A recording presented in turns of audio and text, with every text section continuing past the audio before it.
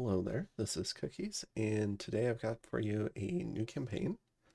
And here we are on turn one with Naggarond.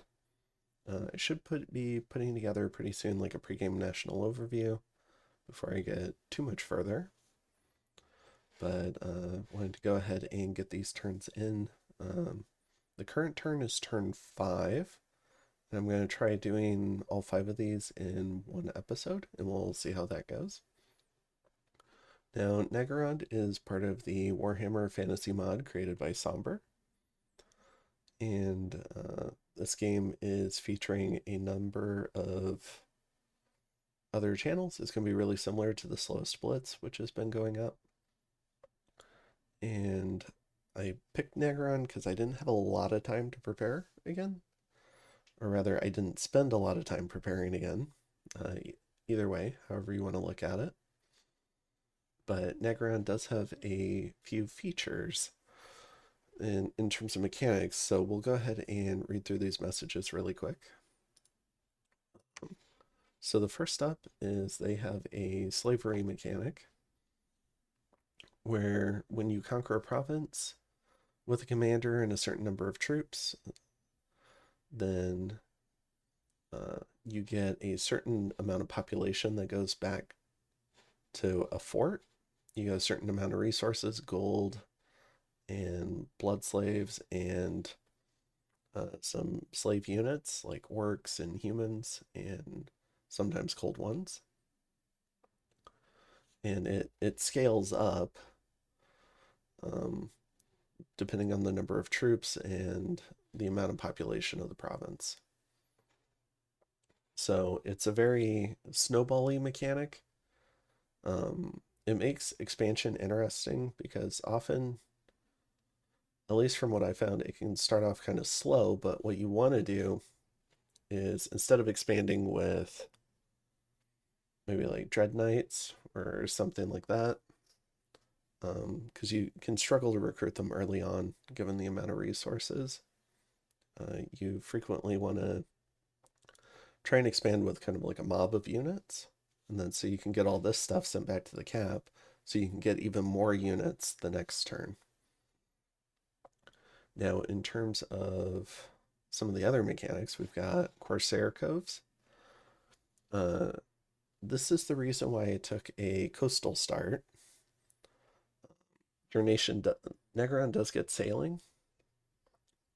It's interesting because coastal provinces will let you recruit corsairs, and you can get these Corsair Coves that give you a little bit of extra gold. But you can only recruit the commander for the Corsairs from a fort.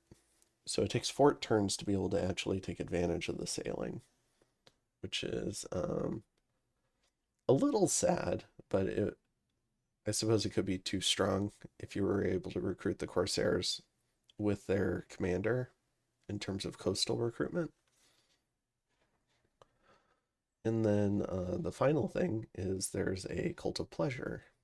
So in their lore, they have a bunch of Slaaneshi cultists, which is the kind of like the chaos god of, was it like decadence, I guess. I'm trying to describe them. So, um, but what you effectively get is you get a site that grows over time. If you have high dominion, it'll reduce the site. It's a very heretic focused kind of site and recruitment mechanic. But so if you keep very low dominion in a fort, you're not going to want to build a temple because this cult will destroy your temple. And as it grows, eventually they'll try and open a portal to the Chaos Realms, and they'll unleash a bunch of Slaaneshi demons that you can use. Another kind of interesting factor is you don't want to mix your, so like the normal religion of Naggarond is this Khorne worship, and so you don't want to mix the, I think it's Khorne, Cain, All right, it's Cain. Khorne's the one of the chaos ones. So you don't want to mix the state religion with the heretics because they'll kill each other. So you have to be kind of careful how you set up your armies and how you interact the commanders. So there's, I'm not completely up to date on how all the different mechanics might interact. So hopefully we'll figure it out as we go here. And oh, and here's the detailed explainer. So there's different tiers to the site. So you get decadent gatherings. Let's see. Graded chaos 2. Yeah. And then it'll start upgrading. This is a mage that you can recruit. And I do think you'll want these mages. I don't know. It can be useful having heretic in some areas. And I think they're stealthy spies. And then like, but if you're really going to go down through the site chain, I think what you really want to get to is C4. Because along the way you get all these marauders, you get bleak swords, hell striders. Yeah, a temple builder would be like one of your priests, so they'll kill each other. And then you can also get seekers, fiends, demonettes, a herald with additional stuff. So you can kind of get like free troops, but I believe you'll also lose a bunch of population when you get to when you open the gate. All right. And to go over some of the mods that we're playing with, we've got gem longevity. This is to prevent gem burning, or at least excessive gem burning, because you'll retain temporary gems through the end of the turn. We've got improved casting for more like a more evocation focused thing. A number of us had, I don't know, real fail Bodhi communions in Slowest Blitz. For instance, there was a lizard shaman communion for Abyssia that only cast streams of life at thugs. So, but the thugs had really high MR, so they were just healing the thugs as the thugs killed them. Myself and Grippa both had big communions, just spam out body ethereals into magic weapons blesses, or just body ethereal when other spells would have been significantly more effective. I had earth mages that cast earth grip instead of shatter against statues. Pyrene and myself on Nabah both had mages cast fireflies at Jotuns, which is pretty ineffective. When they could have been casting lightning bolts, we both were fielding fire air mages. So it just seemed like there was we wanted to deprioritize certain annoying spells that seemed kind of overtuned for how much they cast and prioritize more useful ones. So we went with improved casting. And I did a little bit of testing before this game. It shouldn't affect anyone's national spells from getting cast, except for Itza. But I think that was because I was playing with debug mod on, and the casting AI was preferring Storm of Thorns over the national spell because it did more damage, which in some ways makes sense. And then the dwarves, they will cast some of the rune spells, but it can be tricky. Like, they have to be within range, and then there has to be a certain number of enemies that they feel safe casting them before they'll do so for some of their big rune spells. But generally speaking, everyone was willing to cast just about anything, and that was all off script. And then we should also be able to script spells like that. So like Kidzin should be able to script some big rune spells with forward deployed mages and troops if he wanted. So I don't think it should be an issue. We've got the thematic gem gen. Again, just trying to make the micro of putting together an army a little bit less intensive. Helps reduce the need for so many gem mules.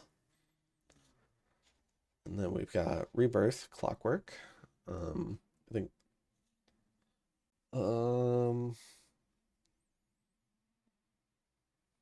I forget what this one does, but I think maybe between Rebirth and Repop, it helps counteract the effects of pop kill if you take over those provinces and spread your dominion for a while.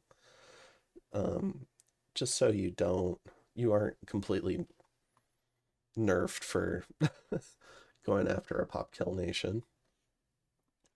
And then we've got Sombre's mod, of course, and then we have Trusty Research, so you can kind of direct your initial levels of research. So with that, we've got a certain number of these little Trusty Research guys. They have 58 research. They disappear after turn 1. We're going to direct them into Enchantment 3. And this is to pick up raised skeletons if we need that. And then we're thinking about running down to Alt 3 for Body Ethereal. I know we were just talking about trying to cast it less, but it's still a good spell, and I believe it'll still cast off script sometimes. It just doesn't cast with priority over literally everything else, like Soul Slay, Enslaved Mind, Mind Burned, stuff like that. And then in terms of recruitment, we're going to go ahead and pick up a Death Hag. Now there's a few different ways to play turn 1 for the Dark Elves. I think we don't really have the resources to do Dread Knights. They're very expensive on resources at 60. Even these guys are 30. For instance, I think I could get 4, which is almost a party. So that could be a good way to expand. But they've got 14 protection, which is pretty good. They'll feature 8 attacks per square, which is also pretty good, at least with the lance. Yeah, so then I think it drops to 6 attacks per square after that. So these are pretty good, but they're a little bit hard to mass. And the initial starting party can definitely struggle. So you get 15 spearmen, 10 archers. The spearmen are pretty basic infantry. They can definitely die a fair amount. So normally I try to reinforce it in some way. So I've got some crossbows and I've got some spearmen. And we'll go ahead and see how that works. And I've kind of back deployed them. And we're going to go ahead and I think I had 2 bleak swords and some crossbows. So something like this. We're picking up this lady because if we need to recruit sacred, she can bless them. She can also help kick up the blood eco when we're ready. She can research, not great, but okay, to start out with. And she can bless and lead expansion parties if we need. So she fulfills a lot of roles, pretty much everything except mage. In her lore here, it says that she can't cast spells and she's berserker.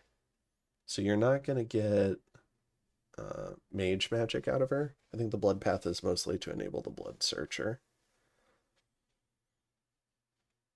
And also so she can blood sack. Well, I think that might all be holy or blood searcher related, but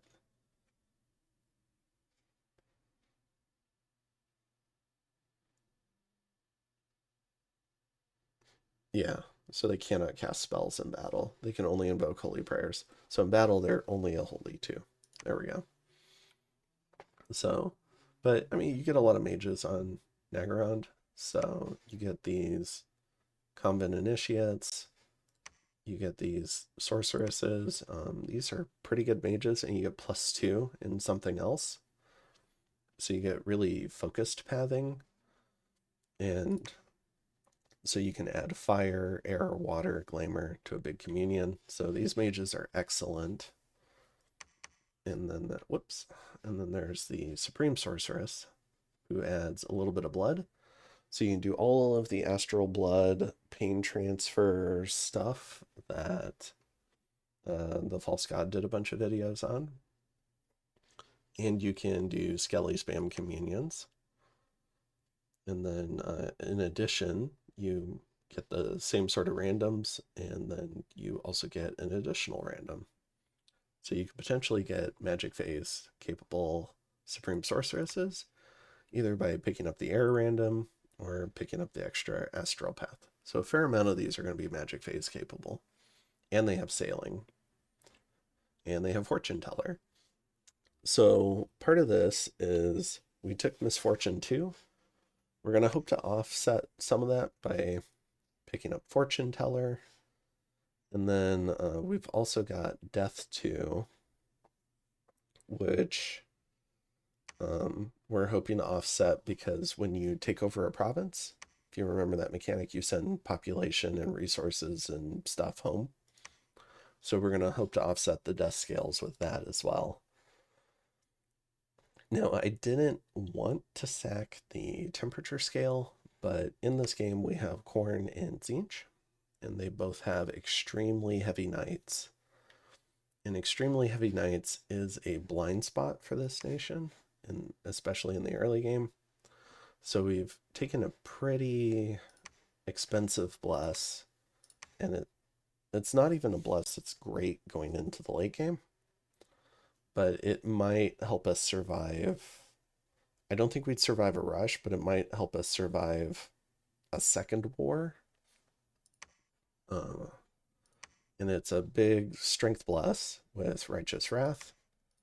And the goal of that is to allow these witch elves to hit for 20 plus, so they'll chip through the knights, and then they'll apply their strong poison, which is armor negating, which will help kill the knights faster and lower their stats. So that's kind of our answer for heavy cavalry is put out some lance bait and then put witch elves on them. All right. And I think that's it for turn 1. I guess I could go over the other pretenders in the game. So we've got Elf. Some of us tried to go for a band name theme. We didn't push it enough, so not everyone noticed. But that's why you're going to see a fair number of kind of like rock band names here. So we've got Elf. We've got on Athel Loren. I believe this is played by iFlyte. Actually, let me pull up Discord really quick. I'll go ahead and pull them up. All right, yeah, so iFlyte is Athel Loren. Sombre, the mod creator, has also decided to join this game, which is pretty cool. And he is playing Middenheim. So, one of the few human nations.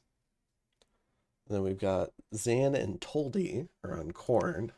So this is one False God and I are pretty worried about because these guys are monsters of combat. They get a lot of protection, and the nation gets a lot of earth and fire magic, so it's very easy to buff and take a bless for. And then False God is playing Itza, which is here. He's going to be expanding probably with Saurus Cavalry, which are extremely cheap on resources and get 8 attacks per square. And the weapon doesn't even go away. So he can just create whole parties of this every turn, and they'll expand into almost anything. It's kind of ridiculous. We've got Kidzin over on Karaz-a-Karak. So he's playing his favorite nation, which is the dwarves. So looking forward to seeing good stuff from him. Ballin and Grippa are playing Bretonnia, which I think is here. So they're playing one of the other human nations. They get a lot of excellent knights. So That's going to be what they're going for. LulusSnugglebun is going to be playing Skavenblight. So he's going to be the dirty rats that have inexplicably high amounts of HP. Let me show some of them. Well, as soon as I show them, they don't. Let's see. No, maybe they don't. Okay. Maybe that was in one of the patches recently, but I thought they had like 20 or 30 HP on most of these rats, but now they don't. All right. So now it's very explicable. And then we've got DistantHorizon playing Tzeentch. So this is a brand new nation that Sombre just made. And they also get extremely heavy cavalry with magic attacks. And built-in true sight, which is pretty good. And then ChazzyBurger is going to go ahead and play Black Crag, which I think is this flag. Nope, I would guess wrong. All right, and if I remember right, Black Crag probably is known for their heavy infantry. So these black orcs, 20 protection. And then, let's see. And then Stonetroll is joining. So Stonetroll has killed me or defeated my armies in several games so far. He's playing the Bone Nose tribe, so he's playing the other orcs. And it looks like they get river trolls and they're the savage orcs. Okay, so they're the more tribal kind of orcs. And then I'm playing Naggarond, and LookingForOwls is playing Nehekhara, which is this one. And they're going to be the only pop kill in the game. So we'll see if they get coalitioned or not for existing. But their units are pretty interesting because you pay gold for them, but then you don't have to pay upkeep. So kind of interesting where if you keep a certain amount of upkeep set aside, or like upkeep zone, you can just keep building units using your gold economy, but you're also pop killing yourself. So you do want to spend your gold in troops wisely. So it's an interesting faction. I'll be curious to see how it plays. And yeah, I think that's it for turn 1. So let's go ahead and jump into turn 2, and I'll see you there. All right, and I'm back with turn 2. So we do have some profit naming. Let's see how we do. We have Ronnie Dio for Elf. We've got Johnny Rotten Bones for Slevin. Slapping Sounds for Thy Juicy Cheeks and Clappeth, the Giver of Food. Rooney, Rooney the... It's a combination of rhythm and runes, and I just can't say it. Rhythmics. Runithmics. There we go. We've got a failure to rename. We've got Bony Blarg, the orc boss. Health insurance CEO. Futures. Oh no. Especially. I think that was before. The Slantles for the Saraskar veteran. Paul the Marauder Chieftain.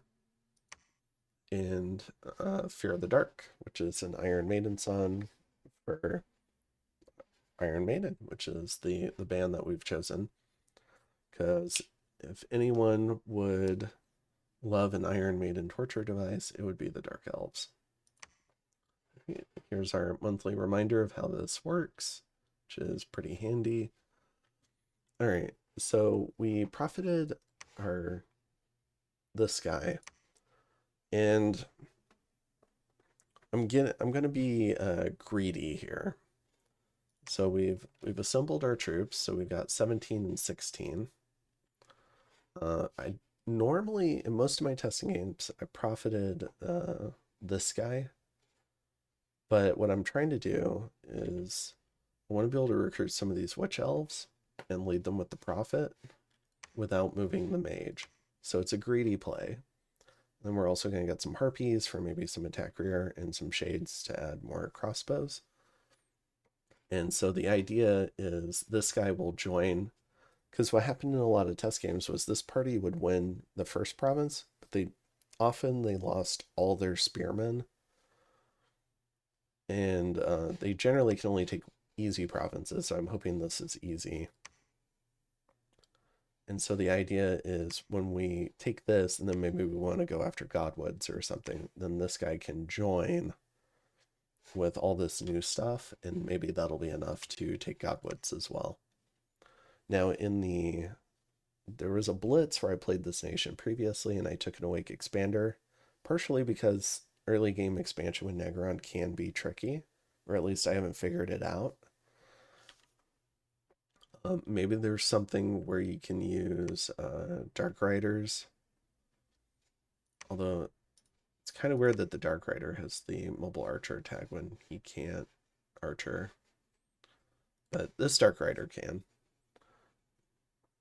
And so like maybe you could do some sort of like something similar to Camel expansion from Nabaa, except these guys are a good bit more expensive. And I think shoot slower and don't get free birds. But so maybe that could work. Maybe I've only tried one test with cold ones, so maybe cold one expansion is the way to go, and I'm just being stupid. But in the past in the past I've really liked Black Ark Corsair expansion, so I want to lean into that if I can. And part of what it makes it good is you get a certain amount of mass to your expansion parties. So they crossbow down a lot of indie groups and get them to route just as they make contact, which is pretty good. So I'm thinking about this. And then I also kind of want, if I can, I want to try to mass witch elves for a first war if I happen to be near Khorne or Tzeentch. So that's kind of the idea there. So we're trying to be a little greedy. Probably would have been good to send the prophet anyways, because I've got this lady to lead reinforcements, because he might be the difference maker by smiting a few people. But I was thinking this looks easy enough that we should be able to just expand into it. But let's go ahead and see if my greed paid off. I'll see you in turn 3. Hello there. All right, so I've got turn 3 here for Naggarond. We've got our first expansion attempt. So let's see how we do. So we've got our crossbows, we've got some dread spears. And I think what I screwed up was I back deployed a little bit too far. So these guys are going to have really poor precision, and they're all somehow these archers locked onto them as well, which isn't good. The heavy infantry also got a good line on our spearmen. But it's pretty close. And then I think we friendly fired a few of our guys. So let me see. Yeah, so friendly fired 1.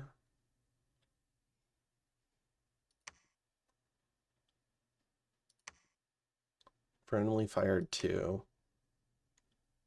And then friendly fired 3. So we deleted an entire square of our own troops with crossbows. And there goes another one. So far the crossbows have only succeeded in killing our own troops and routing our own squad. And unfortunately, they've taken enough attrition from the archers that they actually rout. So this is unfortunately a battle where we might have done better just not even bringing crossbows. And now we're in disaster mode. So, but I've done this before, so we'll see if we can rescue this. I did this in the Machaka Baratus Disciples game with False God, where I lost my opening starting party. I've never seen it fail before, but 4 or 5 friendly fire kills on Dread Spears will definitely do it. So I think in some ways we just got a bit unlucky. And if we'd forward deployed more, we probably would have had better precision on the heavy infantry, and that might have made the difference. Also, maybe bringing the prophet to smite a few people could have made the difference too. So now's the time where we have to pay for our greed. So we're bringing out kind of like a rejuvenated melee line. We still have a fair number of crossbows, and we have some hold and attack rear harpies. Harpies are terrible troops.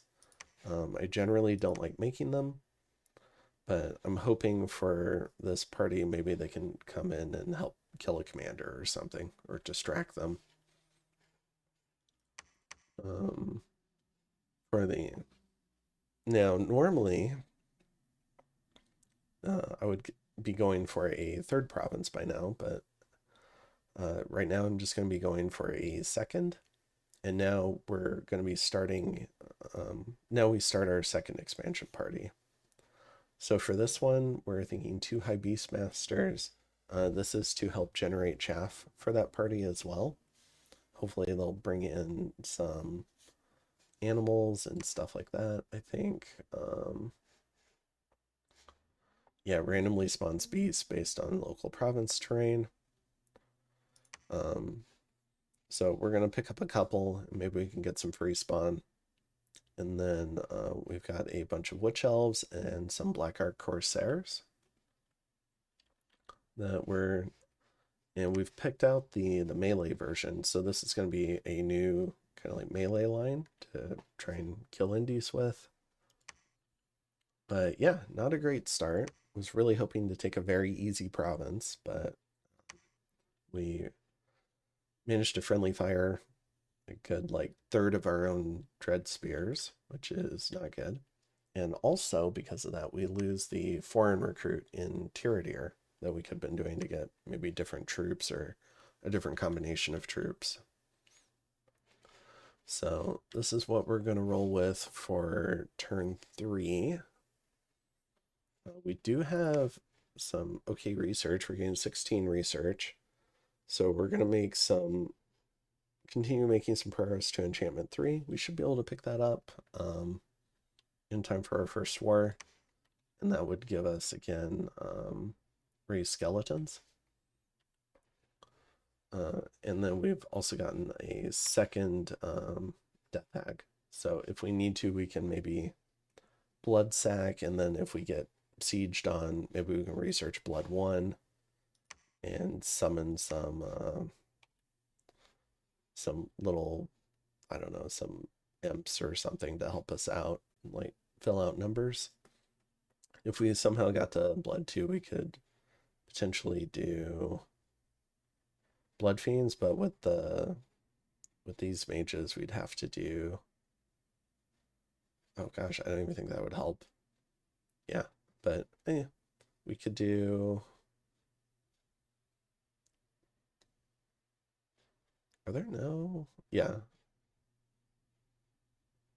Gosh, maybe that's not such a good plan. Good thing I'm recording this.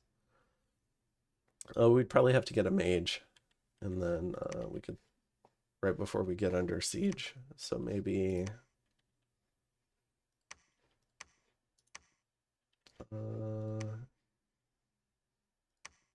where is it? The pleasure cultist. No. Okay, so they wouldn't work either. All right, so we'd have to get a cap only. Try and sneak that in. Okay. Because the cap only would get guaranteed blood death, so we could do bone fiends. So that would be our go-to. All right, so I'd need to plan it out 2 turns in advance. Oops, and sorry about the phone going off. All right. And I think that's it for turn 3. So I'll go ahead and bring up turn 4. We're going to try to catch up to my current turn. All right, and I've got turn 4. So we're going to take another hack at this. And we even got lucky in that the heavy infantry didn't rout off the field. They did start to rout, but they didn't make it. So you can see how killy the witch elves are. All right. So we do lose one, and we lose 4 of the harpies. Again, they're pretty garbage, but this was, I'd call this pretty clean for Dark Elves. So we finally get our first province, which is entirely too late, and we've already found Itza. We can't afford to bump 30 Saros warriors, so he's going to bully me on this border. We do chat about it. I try to, maybe he'll give me Ensorcelled Swamp, but we'll see about that. And then I'm going to send one of the Beastmasters over to Tyranir. So here we go. And then we're going to combine in Godwoods. So the failed expansion has put us 1 turn behind, which is going to affect our first 2-turn expansion, which is not good. But we've managed to combine a fair number of stuff here. So I think we've got 26, like 35 melee troops and 14 crossbows in our prophet. And the goal here is to kill the, I don't know, potentially up to 70 Ichthids. It's a lot of HP to get through. So we're going to have to, we do want to get these though. We want to make sure we get these. And probably reasonably early so we can start recruiting them to potentially get under water here. Because I believe from what I've been told from Itza, Nehekhara is to my south, and they're pop kill, but they also have an amphibious unit, so I don't want them getting into my little cap lakes. So we want to go ahead and get over here. And then I've gone ahead and hired a Death Hag and a fair number of Black Ark Corsairs. And I've picked up some archers for eventually taking out these barbarians. I chose the archers because I could get 4 of them, because they cost like half the gold in resources as dark shards or shades. So I can 4 more bows. It seems a lot better than 2 crossbows right now. And because we do have a lot of barbarians, and there's these dark vines to get through. These guys have some archers, so archers work. For this new party, we're going to go ahead and get the repeater handbow variant, because they should fight into barbarians just fine as long as there's enough of them. So maybe 2 turns of recruitment of these guys would, I think, hopefully clear this. We could send them down here to try and clear this first, and then come over to Warshin. And we're going to go ahead and pick up another Death Hag. Although I think maybe the problem is the Death Hag is barely more expensive than a Corsair Captain, and I don't have enough gold to use all the command points. So I'm thinking I might as well just get another mage.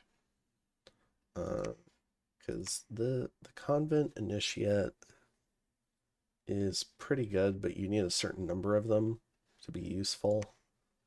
Whereas these can bless little groups of witch elves. So they could come in handy later, and they can all blood hunt and blood sack really quickly if needed to generate some more combat power. But yeah, so we're going to go ahead and try to take Godwoods next. Try to recover a little bit. And I think that's it for this one. So I'll go ahead and see you on my current turn in turn 5. All right, and I'm back with turn 5. All right, I was just doing a little bit of Diplo for this turn. All right, and that's because, as we can see, we found Tzeentch. So he got the very nice farm with 3 houses here. But let's go ahead and take a look at our expansion. So I wanted to have a solid front line that was pretty killy, because these guys have nets. So if you get isolated, they'll definitely kill you. And we can see that this little guy's a fucking sniper. He does have an enchanted pike that would be nice. And then he goes ahead and kills another one of my guys. Looks like a lot of the Witch Elves got to attack first, which is very good for me. You see the nets come out. So I think we've managed to rout them here. And we got a fairly decent line. Gosh, these crossbows have really only killed my own stuff this game. Alright. So we did lose 5 sacreds here. These ladies are kind of like glass cannons, so very expected to kind of have that kind of loss. And we lost a shade, a harpy, and one of the goblins. But we did take godwoods. So that means we can negotiate a little bit with Tzeentch. So what we've come to is I'm going to go ahead and try to take Umfolia. And what we're going to do is I'm going to take this for now. I don't think I'm strong enough to take 120 Wolf Tribe. But I'll go ahead and take this for now, and then when I take this, we've agreed that he can have the middle one, since I'd have the cave entrance. And I think that's fairly fair, like these 2 provinces for a cave entrance and whatever might be down there. Caves did get a bit nerfed. Just now we started this after the 6.23 patch. So it'll be interesting seeing like the trade-off reward for going down there into Walnut Woods.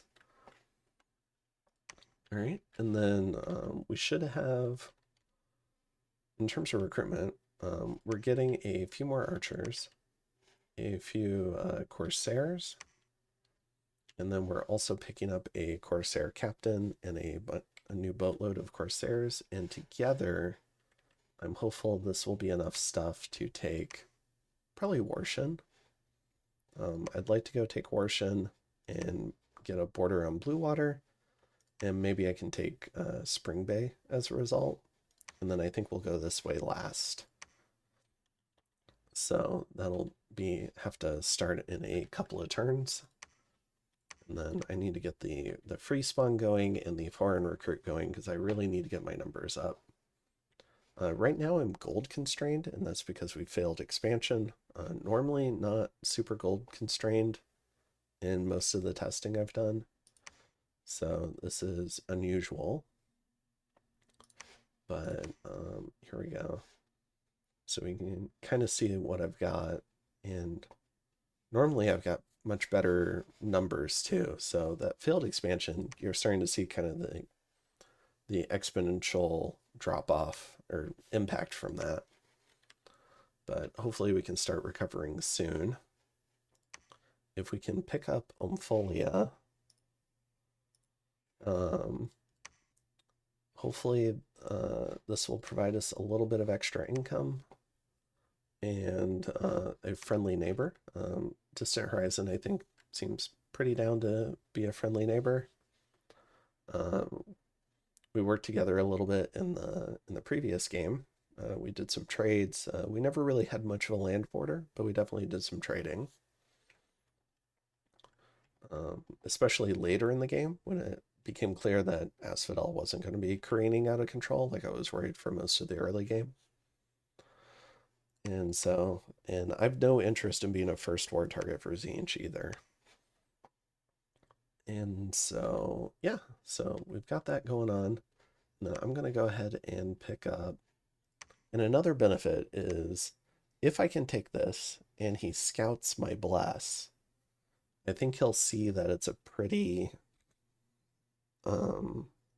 focused bless for killing Chaos Knights, hopefully. And then maybe he won't want to fight me, is my hope. And I can get him to leave me alone. And then I think LookingForOwls is playing Nehekhara down here. And then the only neighbor I'm missing is over here. So we'll have to figure out who they are. And that's another good reason for going to Warshin next turn. But yeah, we're struggle busing pretty hard. I think there's a good case for taking either better. I think normally with Dark Elves you want to take full scales if you can.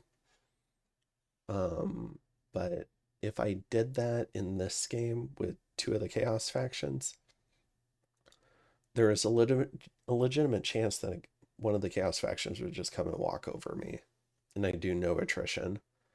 So, for instance, like 30 of these, or I did the test with 50, so we'll say 50. 50 of these guys could kill hundreds of Corsairs and crossbows and lose maybe like 10 of them if they have a good bless. So I have to be pretty careful.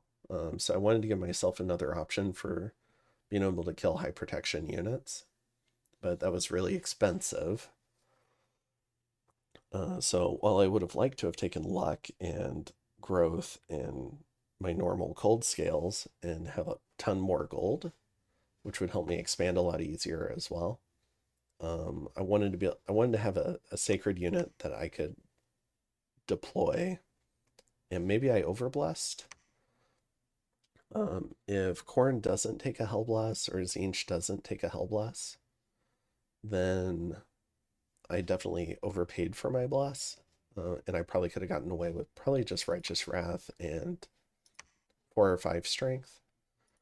And with that, then I can flip, I think, like 2 of these, 2 out of the 3 of these dump scales. And then it also becomes a lot easier to expand. So I think that's it. And unfortunately, we have to miss out on this commander point because we just don't have enough gold this turn. So we've got this Corsair captain, we've got some Corsairs, but I didn't have enough gold to get a second Corsair captain, which normally I would like to do if I'm recruiting them. So I think that's it for this turn. And actually, I might have her come down here because I think you get better monsters in forests. And she didn't actually find anything this turn. And well, actually, if she's going to Empholia, I don't want to double them up. So maybe this does work. Okay. But yeah, we'll see what happens because this group's going to have to backtrack. So I can patrol this and maybe get the unrest down a little. We'll see. It would be worth it probably to get a couple of Cold One recruits to send her down. We'll see if we get lucky. All right. But yeah, I think that's it for turn 5. And I'll go ahead and see you in the next one. And let me know if you like this new format of batching together the turns. And I hope you have a good one. Later.